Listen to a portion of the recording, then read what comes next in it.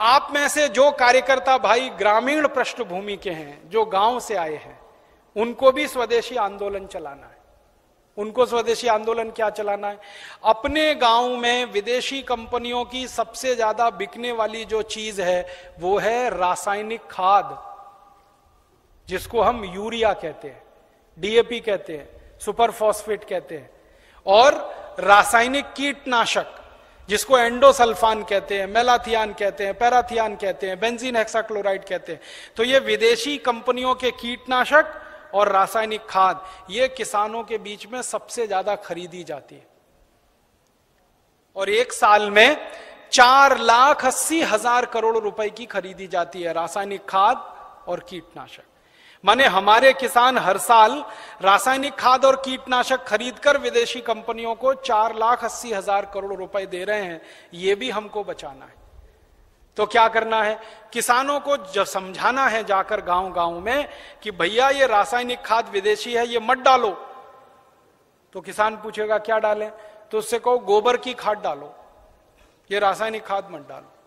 तो किसान पूछेगा जी गोबर की खाद में फायदा कम है, रासायनिक खाद में फायदा ज्यादा है।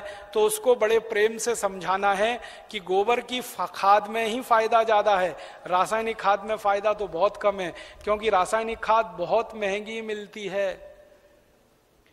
पहले एक कट्टा रासायनिक खाद मिलती थी 70 रुपए में, अब एक कट्टा रासायनिक खाद मिलती है 250 रुपए में, 300 रुपए में, 350 रुपए में, और कभी कभी ब्लैक हो जाए तो 500 रुपए में यूरिया।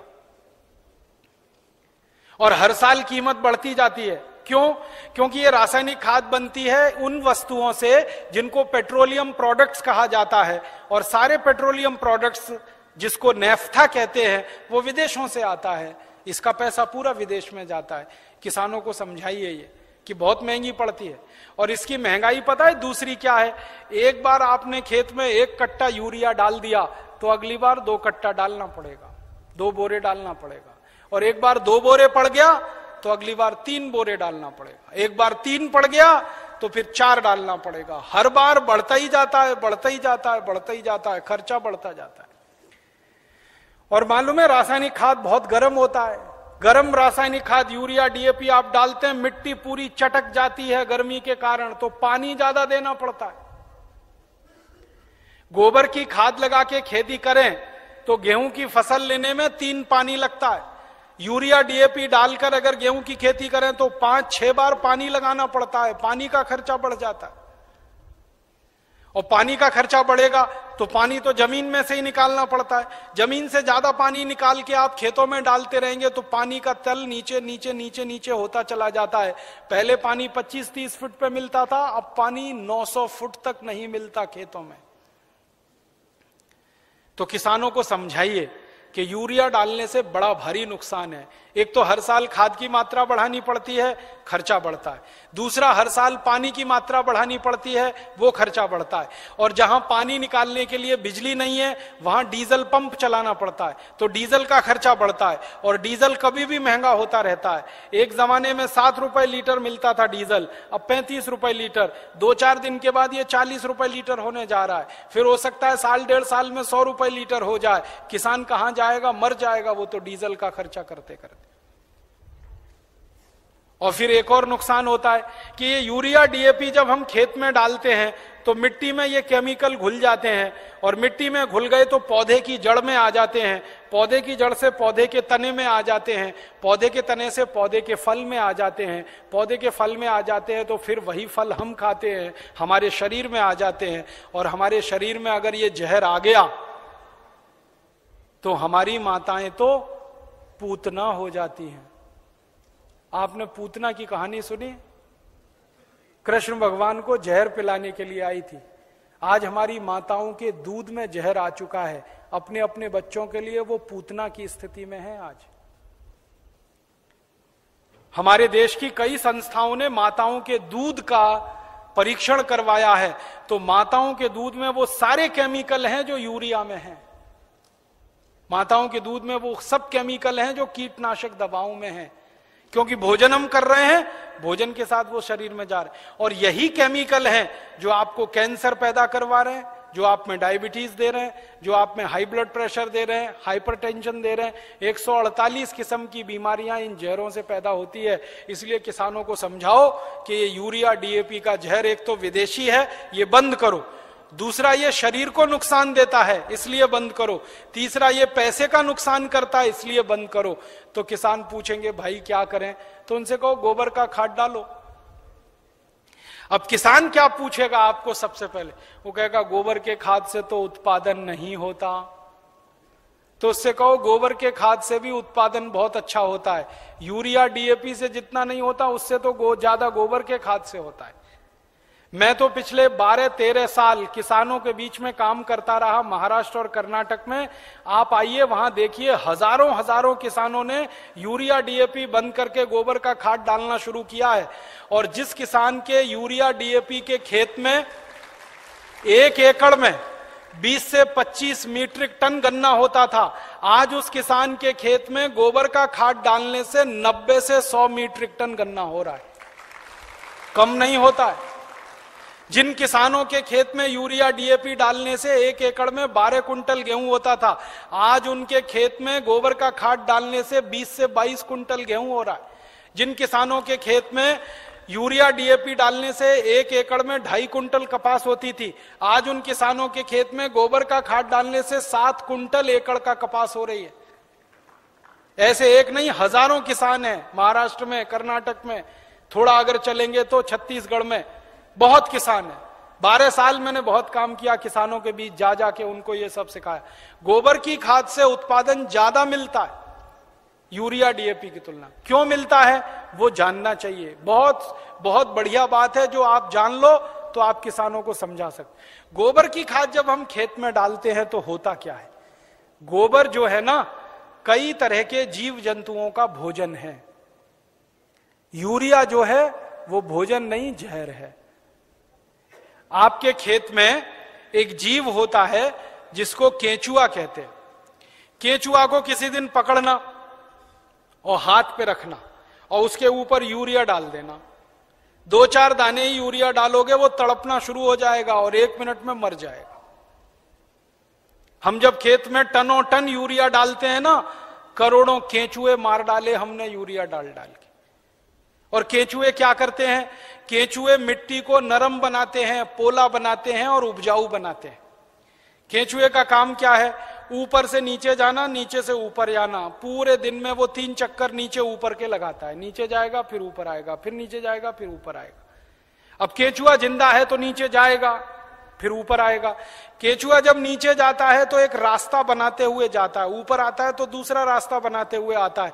तो परिणाम क्या होता है कि ये छोटे छोटे छिद्र जब मिट्टी में वो केंचुए तैयार कर देता है, तो बारिश का पानी इन्हीं छिद्रों में से नीचे एक एक बूंद नीचे रिसते हुए तल में जमा होता है। माने वाटर रिचार्जिंग का दुनिया में सबसे जबरदस्त काम कोई करता है तो केंचुआ करता है, और यूरिया के कारण ये मर जाता है। इसलिए यूरिया डालना माने किसान के लिए आत्महत्या करने के बराबर है। जिस किसान के खेत में यूरिया डलेगा, केंचुआ मर जाएगा। केंचुआ मरा तो मिट्टी में ऊपर नीचे कोई जाएगा नहीं, तो मिट्टी कठोर होती जाएगी, कड़क होती जाएगी। मिट्टी और रोटी के बारे में एक सत्य है कि इसको फेरते रहो, नहीं तो खत्म हो जाती है। रोटी को फेरना बंद करो, जल जाती है। मिट्टी को फेरना बंद करो, पत्थर जैसी हो जाती है। मिट्टी को फेरने का मतलब समझते हैं? ऊपर की मिट्टी नीचे, नीचे की मिट्टी ऊपर, ऊपर की नीचे, नीचे की ऊपर। ये केंचुआ ही करता है और कोई नहीं कर सकता। केंचुआ तो किसान का सबसे बड़ा दोस्त है। मैंने इसका हिसाब निकाला था। एक केंचुआ साल भर अगर जिंदा रहे तो 36 मीट्रिक टन मिट्टी को उठक पटक कर देता है, ऊपर से नीचे, नीचे से ऊपर, एक केंचुआ साल भर में। और उतनी ही मिट्टी को ट्रैक्टर से उलट पलट करना पड़े तो कम से कम 100 लीटर डीजल खर्च होता है, और 100 लीटर डीजल 3600 रुपए का आता है। माने एक केंचुआ हर आदमी का 3600 रुपए बचा रहा है। ऐसे करोड़ों केंचुए हैं, पता सोचो कितने हजार करोड़ रुपए बच रहे हैं इस देश में। इसलिए गोबर का खाद डालने से फायदा क्या होता है? रासायनिक खाद डालो, केंचुआ मर जाता है। गोबर का खाद डालो, केंचुआ जिंदा हो जाता है। क्योंकि गोबर केंचुए का भोजन है। केंचुए को भोजन मिले तो वो अपनी जनसंख्या बढ़ाता है, और इतनी तेज बढ़ाता है कि कोई नहीं बढ़ा सकता। भारत सरकार कहती है हम दो हमारे दो, केंचुआ नहीं मानता उस बात को। एक एक केचुआ 50-50 हजार बच्चे पैदा करके मरता है। 50-50 हजार। एक जाति का केचुआ तो मैंने देखा 1 लाख पैदा करता है बच्चे, तब मरता है। तो वो एक जिंदा है, उसने 1 लाख पैदा कर दिए, अब वो 1-1 लाख पैदा करेंगे, करोड़ों केंचुए हो जाएंगे अगर गोबर डालना शुरू किया। और केंचुए ज्यादा होंगे तो मिट्टी फिर उलट पलट होने लगेगी, मिट्टी में छिद्र बनने लगेंगे, तो बारिश का जितना भी पानी गिरेगा सब मिट्टी में आ जाएगा। और पानी मिट्टी में गया तो नदियों में बेकार नहीं बहेगा, तो बाढ़ नहीं आएगी, तो समुद्र में फालतू पानी नहीं जाएगा। इस देश का करोड़ों करोड़ों रुपए का फायदा हो जाएगा। इसलिए आप किसानों को समझाओ गोबर की खाद डालो। फिर कुछ किसान कहेंगे जी उत्पादन होगा क्या? उनसे कहना गारंटी मेरी, गारंटी भारत स्वाभिमान ट्रस्ट की। थोड़े दिन में भारत स्वाभिमान ट्रस्ट की तरफ से हम किसानों को कहेंगे कि आप बिंदास गोबर की खाद डालो, गारंटी हमारी, 1 ग्राम भी उत्पादन कम नहीं होगा। कैसे कम नहीं होगा? डालने का तरीका है। डालने का तरीका क्या है? अभी किसान गोबर कैसे डालते हैं? गोबर डालते हैं, वो घूरा है, घूरा गांव में कचरा डालने का, वहां गोबर इकट्ठा करते हैं। 6 महीने 8 महीने साल भर वो सूखता रहता है और सूख सूख के उसकी सारी ताकत निकल जाती है। फिर वो सूखा हुआ गोबर हम डालते हैं, इससे उत्पादन ज्यादा नहीं आता। गोबर को हमेशा गीला डालना चाहिए, ताजा डालना चाहिए। गोबर को अगर पानी में घोल के डालो ना तो वही 3 गुना ज्यादा फायदा करता है। तो किसानों को यह समझाओ कि गोबर को सुखा के खेत में ना डालें, उसको पानी में घोल के डालें। तो कैसे घोलेंगे पानी में, उसका फॉर्मूला लिख लो आप। और जो जो गांव में जाने वाले कार्यकर्ता है, ये सब किसानों को आप बोलो कितना गोबर डालना है, कितना पानी उसमें मिलाना है, कितने बीघे के लिए काम में लाना है उसको। अब आपको मैं एक मोटी सी बात बता देता हूं। 1 एकड़ माने 2.5 बीघा, 5 बीघा नहीं, 2.5 बीघा। तो एकड़ 2.5 बीघे का हिसाब जोड़कर बताता हूं। एक किसान को एक बार में 1 एकड़ फसल के लिए कितना गोबर डालना पड़ेगा? गीला करके डालेंगे तो 10 किलो गोबर, बस 10 किलो गोबर, 10 किलो गोबर। फिर से सुन लो, 10 किलो, ज्यादा नहीं बोल रहा हूं, 100 किलो नहीं, 10 किलो गोबर 1 एकड़ के लिए। डालना कैसे? लिख लो 10 किलो गोबर। फिर इसमें चाहिए 10 लीटर मूत्र, जिस जानवर का गोबर उसी का मूत्र। गाय का गोबर तो गाय का मूत्र, भैंस का गोबर तो भैंस का मूत्र, बैल का गोबर तो बैल का मूत्र। अब आप बोलोगे गोबर तो इकट्ठा कर लेंगे, मूत्र कैसे इकट्ठा करें? जानवर जो मूत्र देते हैं ना, जहां पे आप जानवरों को रखते हो वहां पे पत्थर वत्थर लगा के एक छोटी सी नाली बना लो और उसमें ढाल लगा दो। जितना भी वो पेशाब करेंगे वो नाली में आ जाएगा। नाली के आगे एक खड्डा खोद दो, वो सारा उसमें जमा हो जाएगा, फिर वो ले लो। और मैं आपको एक अच्छी बात बताता हूं, जानवरों के मूत्र की कोई एक्सपायरी डेट नहीं है।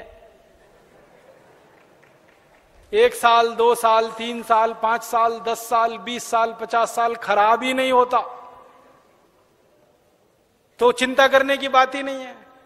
तो इकट्ठा होता रहेगा, खड्डे में डालते रहो। तो 10 किलो गोबर, 10 लीटर मूत्र, ठीक है।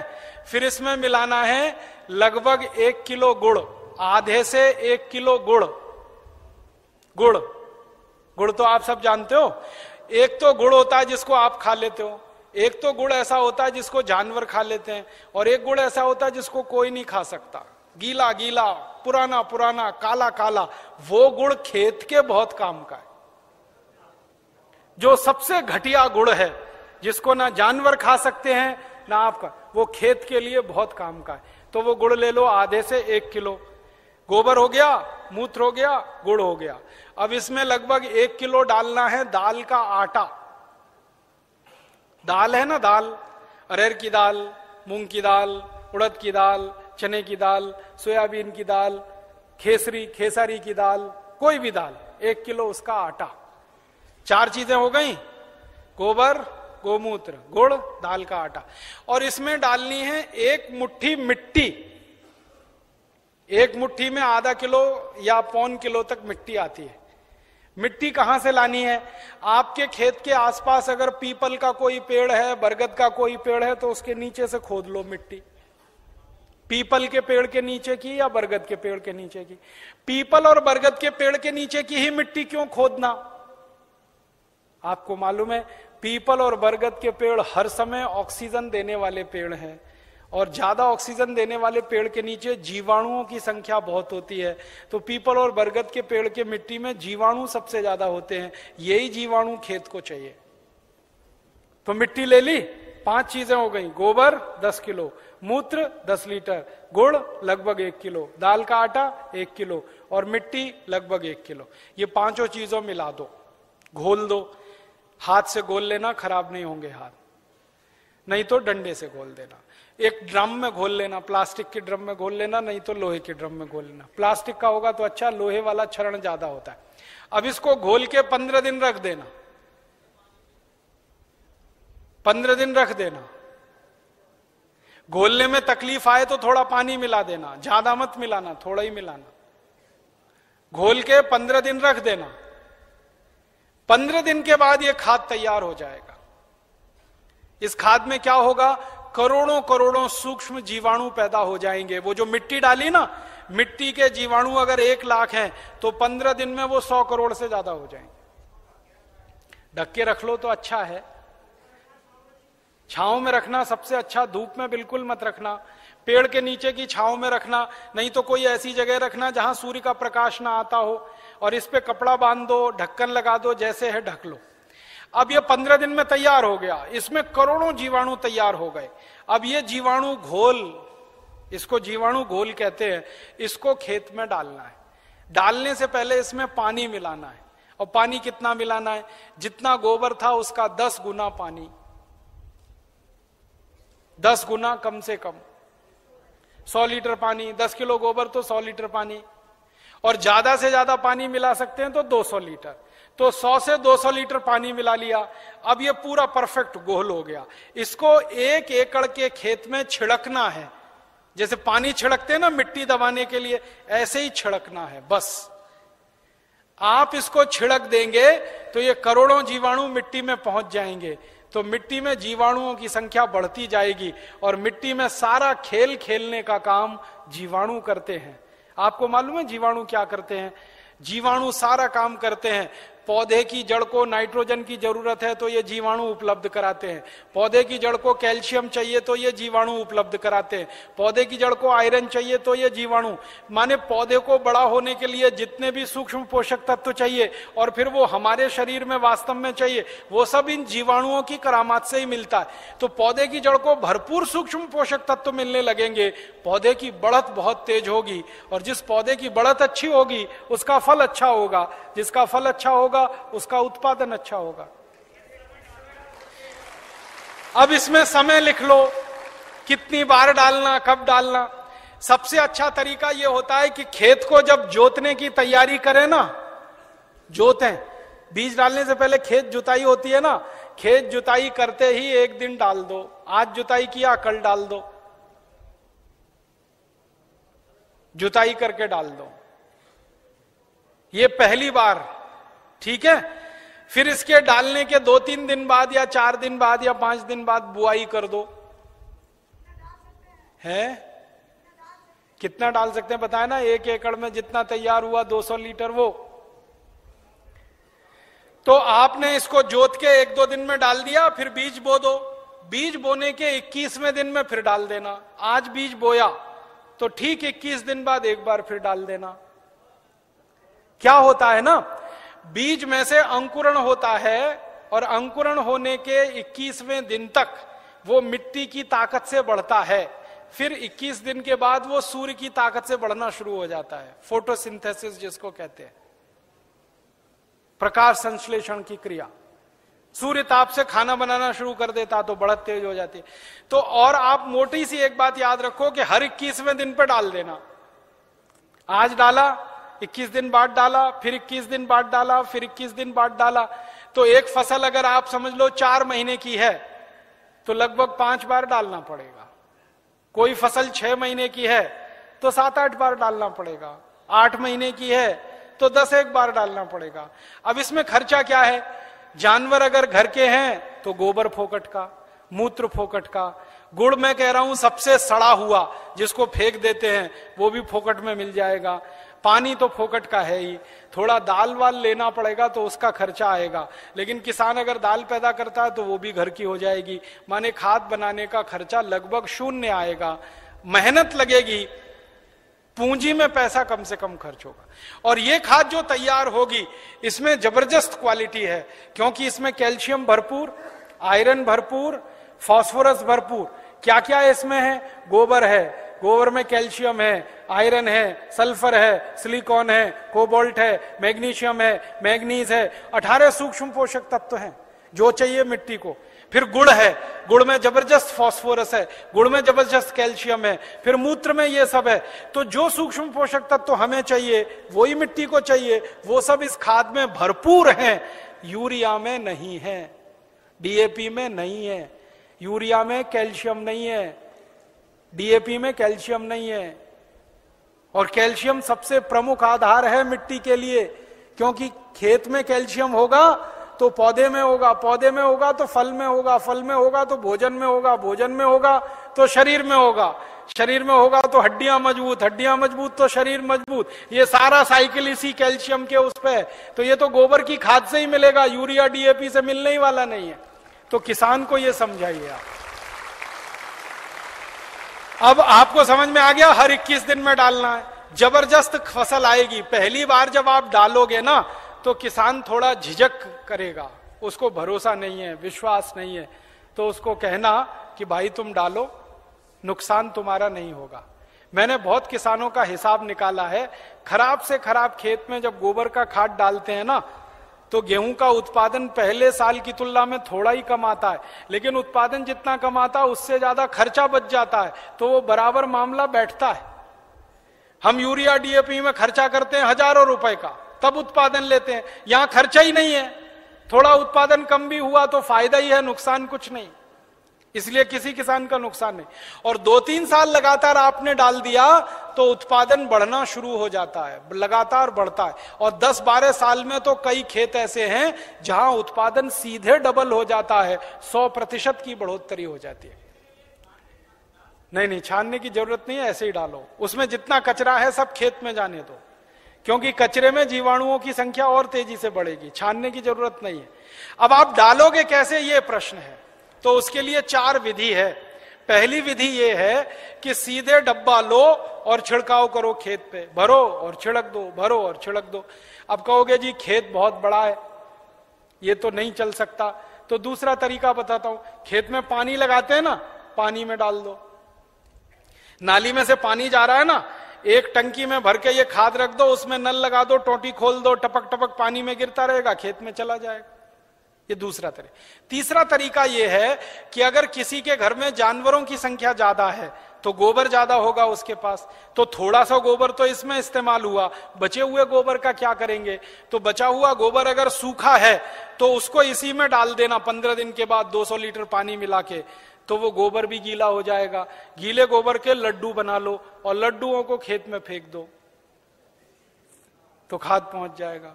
और एक तरीका है, खेत में से मिट्टी खोद लो, मिट्टी खोद लो, मिट्टी में ये पूरा घोल मिला दो, मिट्टी गीली हो गई, मिट्टी के लड्डू बना लो, लड्डुओं को खेत में फेंक दो, तो खाद पहुंच जाएगा। तो पानी के साथ दे सकते हैं, छिड़क के डाल सकते हैं, गोबर या मिट्टी को लड्डू बना के डाल सकते हैं। और एक आखिरी तरीका है, स्प्रे मशीन अगर अपने पास है तो उसका आगे से नोजल निकाल दो, नोजल निकाल दो, फिर उससे स्प्रे कर दो। अब इसमें ध्यान ये रखना है कि ये फसल पे स्प्रे नहीं होगा, ये जमीन पे होगा, मिट्टी पे होगा। फसल पे डालने से फायदा नहीं मिलेगा, मिट्टी में डालना है इसको। तो अगर फसल ऊंची है तब कैसे डालेंगे? तब तो पानी लगाओगे तभी डालना सबसे अच्छा है। इसमें एक तरीका यह है कि खेत का मुहाना होता है ना, जहां से पानी घुसता है, वहां एक आदमी को बिठा दो, डब्बा लेके पटकता रहेगा, उसमें पानी के साथ जाता रहेगा, और पानी के साथ पूरे खेत में बराबर मात्रा में जाता है और रिजल्ट उसका सबसे अच्छा आता है। और एक तरीका है इसको डालने का, अगर आपके घर में गोबर का वो बनाते हैं ना, क्या कहते हैं उसको, कंडा कहते हैं, उपला कहते हैं, क्या कहते हैं, कंडा उपला जो भी कहते हैं, उसको जलाते हैं, जलाने के बाद राख निकलती है ना, वो राख इकट्ठी कर लो और ये घोल और राख मिला दो और फिर लड्डू बन जाएंगे, फिर खेत में छिड़क दो, तो इसका तो जबरदस्त उत्पादन आता है। क्योंकि जो राख है ना, इसमें कई केमिकल अतिरिक्त हैं जो गोबर और गोमूत्र से भी ज्यादा है। तो ये तरीका समझ में आ गया। हर 21 दिन पे डालेंगे। 4 महीने की फसल है तो 5-6 बार डालना पड़ेगा, 6 महीने हैं तो 7-8 बार। इसी तरह से पूरी खेती होती रहेगी। गोबर किसी भी जानवर का, गाय का हो, भैंस का हो, बैल का हो, बकरी बकरे का हो, गधे घोड़े का हो, हाथी ऊंट का हो, कोई भी हो, सब चलेगा। मूत्र भी किसी जानवर का, ठीक है। और आधा आधा मिले तो वो भी चलेगा। गाय का आधा ले लिया, भैंस का आधा, किसी के पास गाय नहीं हो, किसी के पास भैंस नहीं हो, एक एक गाय एक एक भैंस, और खेत बड़ा है तो आधा आधा, सब मिक्सिंग करके चलेगा। बस एक ही सावधानी रखना कि जो जो गाय का गोबर लो तो वो देशी गाय हो तो अच्छा होगा। जर्सी का फायदा पूरा नहीं करेगा, और जर्सी का ही गोबर है तो उसमें देशी का मिला लेना, नहीं तो कोई फायदा नहीं करेगा। जर्सी गाय है, उसका गोबर है, उसमें देशी गाय का 1-2 किलो गोबर मिला लेना, वो वैसे ही काम करता है जैसे 100 किलो दूध में 1 चम्मच दही डालो तो पूरा दूध दही हो जाता है। वैसे ही 100 किलो जर्सी गाय के गोबर में 1 किलो देशी का डाल दो तो देशी गाय के जीवाणु अपनी संख्या अपने आप बढ़ा लेते हैं। और धीरे धीरे मेरी बात मानो तो जर्सी गाय बेचते जाना, देशी लेते जाना, क्योंकि ये जर्सी गाय के दूध में दम नहीं है। आपको मालूम नहीं है, दुनिया में भारत को छोड़कर जर्सी गाय का दूध कोई देश नहीं पीता। डेनमार्क में सबसे ज्यादा जर्सी गाय है। डेनमार्क वाले दूध ही नहीं पीते। क्यों नहीं पीते? कैंसर होने की संभावना है जर्सी गाय के दूध से। घुटनों का दर्द तो तुरंत हो जाता है, बड़ी बड़ी बीमारियां होती हैं। और जर्सी गाय को एक खतरनाक बीमारी होती है, मैड काउ डिसीज। उस बीमारी के चक्कर में दूध भी उसका प्रदूषित होता है, इसलिए जर्सी का दूध दुनिया में कोई नहीं पीता। डेनमार्क की सरकार तो दूध ज्यादा होने पे समुद्र में फेंकवा देती है। आपको सुनकर हैरानी होगी, डेनमार्क में दूध बहुत है, चाय बिना दूध की पीते हैं सबके सब, क्योंकि वो दूध उनको खराब लगता है। तो जर्सी गाय बेच के देशी लेते जाना। भैंस हो तो उसका तो चल जाएगा, बैल का चल जाए। अब एक आखिरी चीज और बता दूं, उसको आप लिख लो। ये तो हुआ खाद। अब किसान कहेगा कीड़ा लग गया तो, कीड़ा लग सकता है ना, तो उसका भी एक फॉर्मूला लिख लो। कीड़ा अगर लगता है, कीट लगता है, तो उसकी दवा भी हम खुद बना के छिड़क सकते हैं, पैसा खर्च करने की जरूरत नहीं। कीड़ा मारने की दवा कैसे बनेगी? 20 लीटर जानवरों का पेशाब ले लो, गाय का, बैल का, भैंस का, 20 लीटर, ठीक है। ये 1 एकड़ के लिए बता रहा हूं। फिर इसमें 2.5-3 किलो नीम के पत्ते की चटनी डाल देना। नीम के पत्ते की चटनी, नीम का पत्ता है, पीस के चटनी बना के डाल देना, 2.5-3 किलो।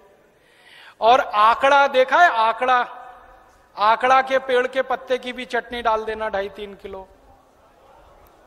आकड़ा, आक कहते हैं, आक, कुछ लोग अकौआ कहते हैं उसको। आक, आकड़ा, अकौआ, हाँ वही जो हनुमान जी पे चढ़ाते हैं, जिसमें सफेद सफेद दूध निकलता है। और एक तीसरा पत्ता है, सुनो सुनो भाई, एक तीसरा पत्ता है बेशरम। बेशरम जो है ना, अक्सर गांव में घुसते हैं ना, तो दोनों तरफ किनारे किनारे लगा रहता है, पान के जैसा पत्ता, बैगनी रंग का फूल आता है, उसमें ना खुशबू होती है ना कुछ होता है, बिना पानी के बिना बीज के होता है, इसलिए बेशरम कहते हैं। तो 2-2.5 किलो ले लो। और एक पत्ता है आपके गांव में अगर मिले तो, सीताफल का पत्ता, शरीफा जिसको कहते हैं, सीताफल शरीफा, उसका पत्ता 2-2.5 किलो ले लो। और अगर गांव में मिल जाए ना तो वो घास आती है ना, कांग्रेस घास, उसको चटनी बना के डाल दो, 2-2.5 किलो। और इसमें थोड़ा सा खूब तीखी लाल मिर्च हो, हरी मिर्च हो, तो वो पीस के डाल दो, 250-300 ग्राम। लहसुन पीस के डाल दो, आधा किलो के करीब। गाजर घास, वही वही। और मैं आपको एक मोटी सी बात बताता हूं, वो याद रखो, जिन जिन पत्तों को गाय नहीं खाती, फिर से सुनो, जिन जिन पत्तों को गाय नहीं खाती और आपके गांव में उपलब्ध है, वो सब पत्ते पीस के डाल दो इसमें। गाय को खिला के देख लो, खा रही है तो नहीं डालना, नहीं खा रही है तो पीस के डाल देना है। मोटी बात याद रखो। तो 3-4 तरह के पत्ते डाल दिए, थोड़ा लहसुन डाल दिया, थोड़ा मिर्ची डाल दी, 20 लीटर मूत्र में डाल के इसको उबालना है, गर्म करना, उबाल के ठंडा कर लो, ठंडा करके 200 लीटर पानी मिला दो। अब ये दवा तैयार हो गई, कीटनाशक। इसको स्प्रे कर दो किसी भी फसल पे, तो 48 घंटे माने 2 से 3 दिन में सारे कीट खत्म कर देता है। 1 पैसे का खर्चा नहीं होता, बाजार से कुछ नहीं लाना पड़ता। ये हर फसल में काम आता है, गेहूं में, चावल में, चने में, दाल में, मटर में, गन्ने में, हर तरह की फसल में ये उपयोग हो सकता है। तो कीटनाशक दवा बनाने का आपको मालूम, खाद बनाने का आपको मालूम। अब यूरिया, डीएपी और एंडोसल्फान गांव गांव से हमें बंद कराना है। 4,80,000 करोड़ रुपए किसानों का बचाना है, 2,32,000 करोड़ रुपए शहर वालों का बचाना है। ये दोनों मिला दें तो करीब 7-8 लाख करोड़ रुपए देश का हम बचा सकते हैं स्वदेशी आंदोलन की ताकत से। और बाहर से जो इंपोर्ट हो रहा है करीब 7 लाख करोड़ का, अगर पक्के स्वदेशी वाले लोग हो जाएं तो इंपोर्टेड चीजें भी बंद हो सकती हैं। 14 लाख करोड़ का फायदा, माने इतना बड़ा फायदा हम पूरे देश को दे सकते हैं अपने स्वदेशी आंदोलन और अभियान से। इसलिए स्वदेशी आंदोलन और अभियान को गांव गांव जाके चलाना है। और आपको इसके लिए उस जमाने में लोकमान्य तिलक ने जैसा परिश्रम किया, महात्मा गांधी ने जैसा परिश्रम किया, विपिन चंद्र पाल ने जैसा परिश्रम किया और क्रांतिवीरों ने जैसे परिश्रम किया, वैसा ही परिश्रम आपको करना है। ताकि क्या होगा, जैसे आज हम लोकमान्य तिलक का नाम याद रखते हैं अपने देश के लिए, अपनी सभ्यता के लिए, अपनी आजादी के लिए, वैसे ही आपका नाम आने वाली पीढ़ियां याद रखेंगी इस देश के दूसरे स्वदेशी आंदोलन के लिए। ऐसा कहकर मैं आपका आभार व्यक्त करता हूं, बहुत बहुत आपको धन्यवाद देता हूं।